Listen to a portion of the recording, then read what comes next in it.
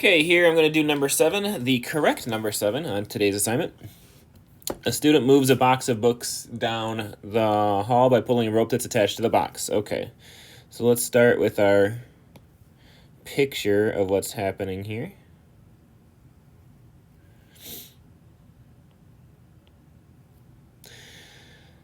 It's at an angle of 25 degrees above the horizontal, so they're pulling like this. With that being 25 degrees, the pulling force is 185 newtons. The box has a mass of 35 kilograms, and mu sub k is 0.27. Okay, so we're trying to figure out the acceleration of the box. All right, so not going to be too difficult. Again, let's take a look here at the forces. Here we're going to have the downward force of gravity, mg. Newton's third law says that the normal force is equal and opposite to that, in this case. We have a frictional force that is going to oppose this motion. Remember, friction always opposes the motion. It never, ever helps. I can't think of a single type of friction that helps something go faster. But now here's the kicker. You're pulling with a force of 185 at an angle, which means that there is an x component to your force and a y component to your force. And it is this idea that's going to be super, super important for this problem. Okay, so back to what we were doing. Let's switch to green. Okay. So the first thing we're trying to figure out is the box is going to accelerate this way, and we're trying to figure this out, which means that only the forces that align in the x direction can cause an acceleration in the x direction. So what are the forces that are in the x direction? The frictional force is in the x direction because it goes this way.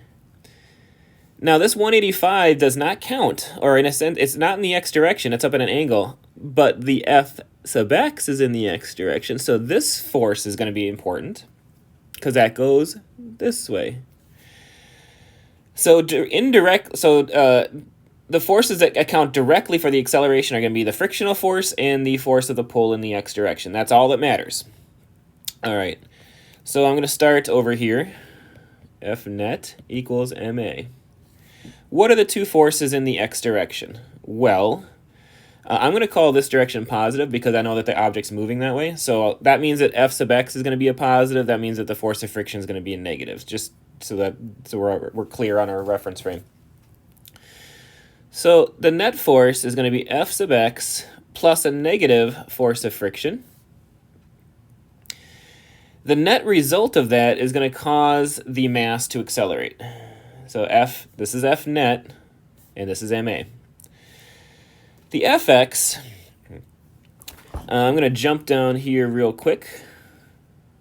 So I'm going to zoom in on this part right here of the pull. So I'm zooming in now on this. So we have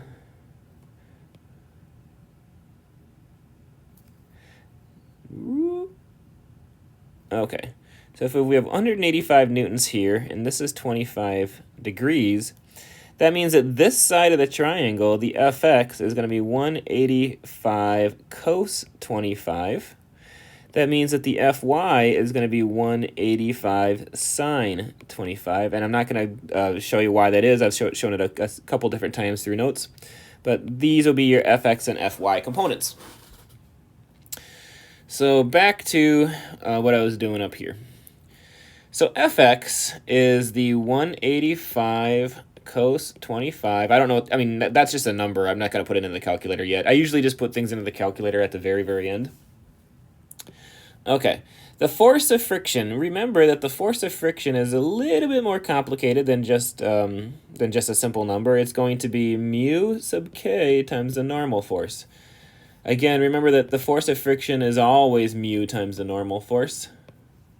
And it just depends on what kind of mu you're interested in. Is it sliding friction, rolling friction, whatever. But the force of friction is always the same formula. It's mu times the normal force. And that's all equal to ma. So 185 185 cos 25 minus, okay. The mu in this case is 0.27, so 0.27. All right, the normal force. Okay, here is where we got to be a little bit careful, which means I'm going to have to draw this again. So here, if you have a box on a table or on a, on a floor, the normal force is a supporting force. So if this is the force of gravity, which is mg, and this is the normal force has to be equal to mg. As I showed in an earlier note, what happens if you push down on this box? If you push down, let's call it just a force of a push.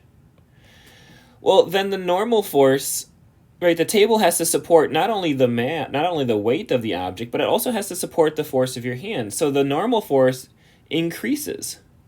The normal force has to be equal to mg plus the force of the push, right? Because when you push it down, the table has to push up to account for that too. So this is what's happening here with this normal force. We have a person pulling up on this object because they're pulling up at an angle. So what I'm going to do right now is I'm going to erase this image for a moment and redraw it. So here we have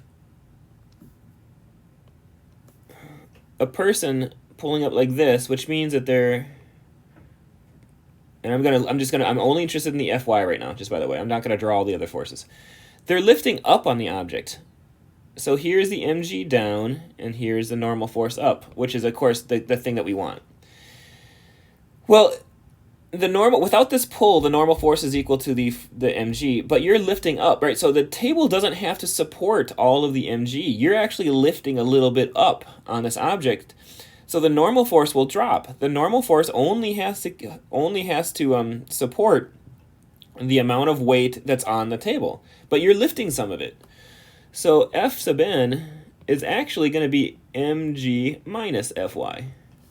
Again, because if you're lifting up on the box a little bit because of this Fy, the table doesn't have to support the whole weight because you're kind of lifting some of it.